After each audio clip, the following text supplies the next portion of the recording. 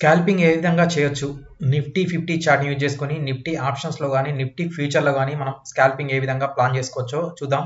స్కాల్పింగ్‌లో first video. First మార్కెట్‌ను గమనించాల్సి ఉంటుంది. Market movement ఏ విధంగా ఉంది? అంటే మనం కాల్ సైడ్ గనక మనం మూవ్‌మెంట్ తీసుకుందాం అనుకుంటుంటే గ్రీన్ క్యాండిల్స్ ఉండాలి. అదే పుట్ సైడ్ మూవ్‌మెంట్ తీసుకోవాలనుకుంటే మనకు రెడ్ క్యాండిల్స్ అనేటివి ఉండాలి. మనము జనవరి 2 రోజు స్కాల్పింగ్ స్ట్రాటజీ ఏ విధంగా చేసి ఉంటే హిట్ అయ్యే వాళ్ళం అనేది ఒకసారి చూద్దాం. ఫస్ట్ క్యాండిల్ మంచి బులిష్ క్యాండిల్ ఏర్పడడం జరిగింది. నేను యూజ్ చేసేది 10 మినిట్ 15 మినిట్ ఏదైనా యూజ్ చేసుకోవచ్చు. సరే 10 మినిట్స్ తోటి ప్రస్తుతం చెప్తాను. దాని తర్వాత 15 మినిట్స్లో ఏ విధంగా చేసుకోవాలో చూద్దాం. 10 మినిట్ క్యాండిల్ ఏర్పడిన తర్వాత 10 మినిట్ క్యాండిల్ ఎటువంటి క్యాండిల్ అనేది చూసుకోవాలి. ఫస్ట్ ఇది green candle. Green candle scalping strategy మనం అప్లై చేసుకోవాలంటే కంపల్సరిగా గ్రీన్ క్యాండిల్కు విస్ట్ అనేది ఉండాలి. విస్ట్ అనేది కింది వైపు కంటే కూడా పై వైపుకు ఎక్కువ ఉండాలి. ఎగ్జాక్ట్లీ ఈ విధంగా కింది వైపు కంటే పై వైపుకు ఎక్కువగా ఉంటే మనం ఇది ఎంట్రీ ప్రైస్ తీసుకుంటాము. ఇది ఎంట్రీ ప్రైస్ తీసుకుంటాము. కిందిది స్టాప్ లాస్గా మనం భావించి మనం స్కాల్పింగ్ కొట్టుకోవచ్చు. ఇక్కడ ఎంట్రీ తీసుకున్నామంటే కంపల్సరీ 1:2 1:3 1:4 రేంజ్లో కూడా మనం ప్రాఫిట్ బుక్ చేసుకునే అవకాశం అయితే ఉంటుంది. ఎక్కడైనా సేమ్ కింది వైపుకు తోక అంటే విస్ట్ అనేది తక్కువ ఉండాలి. పై వైపుకు కొంచెం ఎక్కువగా ఉంటే మార్కెట్లో మనం స్కాల్పింగ్ ఈజీగా ఉంటుంది. ఇది ఎంట్రీ తీసుకుంటే ఇది టార్గెట్. ఇది ఎంట్రీ తీసుకుంటే టార్గెట్ 1:2 1:3 మినిమంగా మనం చేసుకోవచ్చు. ప్రతిసారి చూడండి.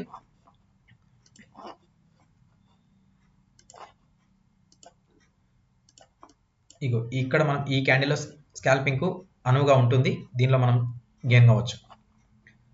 సేమ్ టైం ఇగో ఇది కూడా మనకు అనువైన క్యాండిల్, మనం ఇక్కడ ట్రేడ్ చేసుకోవచ్చు. ఇది కూడా మనకు అనువైన క్యాండిల్, ఇక్కడ మనం ట్రేడ్ చేసుకోవచ్చు. ఇప్పుడు మనం ఓన్లీ కాల్ వైపు మాత్రమే నేను చెప్పడం జరుగుతుంది.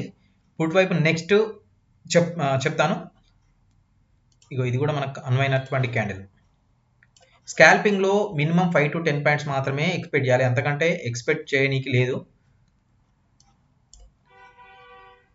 ఇది కాదు, ఎందుకంటే కింది వైపుకు విస్ట్ ఎక్కువ ఉంది, పై వైపుకు తక్కువ ఉంది కాబట్టి దీన్ని మనం ఏం చేయలేము. ఇక్కడ దీన్ని బట్టి కూడా మనం చేసుకోవచ్చు.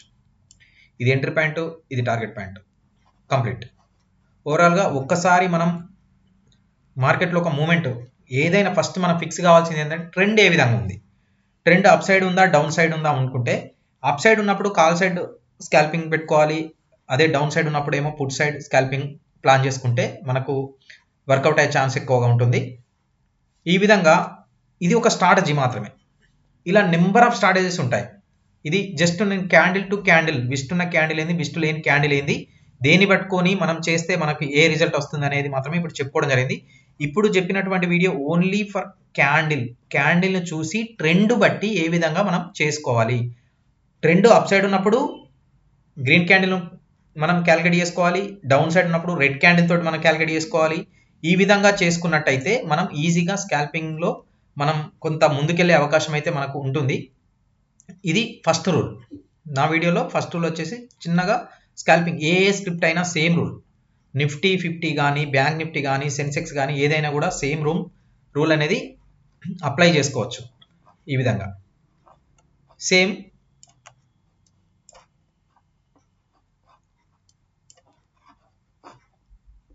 ఇగో ఇక్కడ ఒక క్యాండిల్ ఉంది మనకు.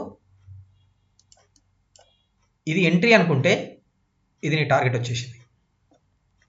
ఈ విధంగా మనం ట్రెండ్ ఏ విధంగా ఉంది, ట్రెండ్ అనేది సరే ఏదో ఒక ట్రెండ్ ఫాలో కలుగు. ఒక సూపర్ ట్రెండ్ అనుకుంటే సూపర్ ట్రెండ్ అప్ ట్రెండ్ ఉందా డౌన్ ట్రెండ్ ఉందా చూసుకుంటాం.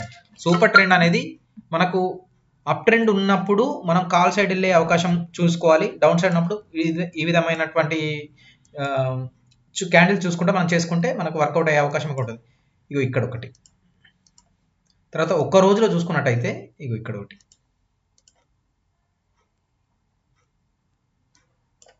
తర్వాత ఇక్కడ ఒకటి,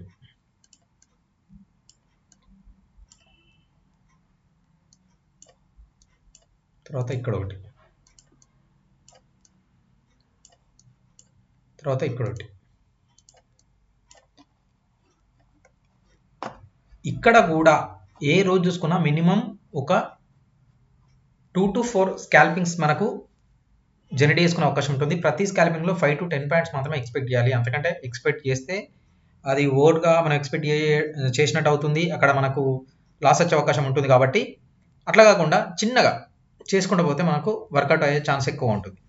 ఎప్పుడైనా కూడా ట్రెండ్కి ఆపోజిట్ స్కాల్పింగ్ చేయకపోవడం అనేది బెటర్. ట్రెండ్కి ఆపోజిట్ అంటే ట్రెండ్ అనేది అప్ సైడ్ ఉన్నప్పుడు డౌన్ సైడ్లో మనం చేయవద్దు, అప్ సైడ్ ఉన్నప్పుడు అప్ సైడ్ వెళ్ళాలి, డౌన్ సైడ్ ఉన్నప్పుడు డౌన్ సైడ్ రావాలి, అప్పుడైతేనే రిజల్ట్ వస్తుంది. ఇది ఓన్లీ అప్ సైడ్ చూసాం, డౌన్ సైడ్ ఉన్నప్పుడు కూడా సేమ్ రూల్. ఇది చూశారు కదా, ఇక్కడ నుంచి చూద్దాం ఆ రోజు ఒక రోజులో ఎన్ని వస్తున్నాయి. స్కాల్పింగ్ చేయాలంటే కింది వైపు విస్ట్ చూసుకోవాలి. ఇది ఓకే, సపోజ్ ఇది ఉన్నప్పుడు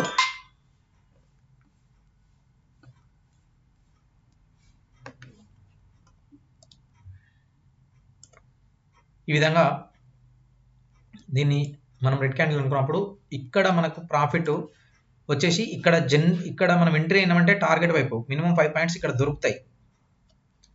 తర్వాత ఇగో దీన్ని స్కాల్పింగ్ కూడా అనుకుంటే పైన విస్ట్ ఎక్కువ ఉంది, కింద విస్ట్ తక్కువ ఉంది, కాబట్టి దీన్ని మనం ట్రేడ్ చేసుకోవద్దు. తర్వాత ఇక్కడ ఉంది పర్ఫెక్ట్గా కింది వైపు విస్ట్ ఎక్కువ ఉంది, కాబట్టి దీన్ని తీసుకున్నట్లయితే ఇక్కడ మన టార్గెట్ వస్తుంది. దీన్ని తీసుకున్నట్టయితే ఇక్కడ మన టార్గెట్ కొడుతుంది, లేదా ఇక్కడ టార్గెట్ వస్తుంది, లేదంటే ఇక్కడ స్టాప్ లాస్ అవుతుంది. ఇది స్టాప్ లాస్ కొట్టి స్టాప్ లాస్ కూడా సేమ్ 5 to 10 పాయింట్స్ మనం వచ్చే విధంగా ఉండాలి. తర్వాత నెక్స్ట్ ఇక్కడ ఒకటి ఈ విధంగా అటు వెళ్ళినా కూడా వెంటనే వచ్చి మనకు టార్గెట్ హిట్ కావాలి.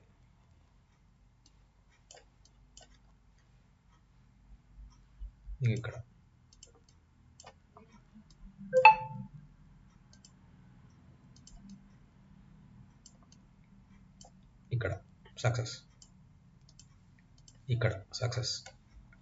ఈ విధంగా ప్రతి రోజులో మనకు ఒక 2 to 4 ఈజీగా, మినిమం 3 to 4 కంటే ఎక్కువ వచ్చే అవకాశం అయితే చాలా తక్కువ ఉంటుంది. మినిమంలో మనం ఒక 3 to 4 అయితే మనం ఈజీ అంత ముందు రోజు 4 వచ్చినాయి, ఈ రోజు 3 వచ్చినాయి.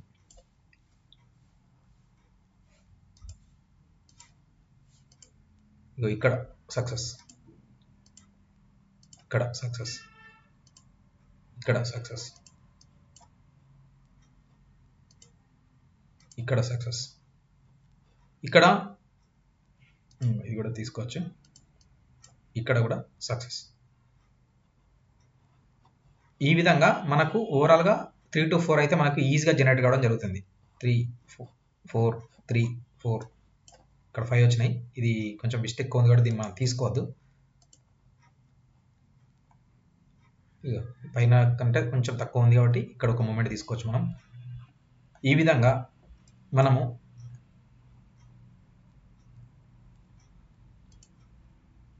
ఇది upside moment, green candle కాబట్టి ఇక్కడ నుంచి మనకు పైకి వెళ్తుంది.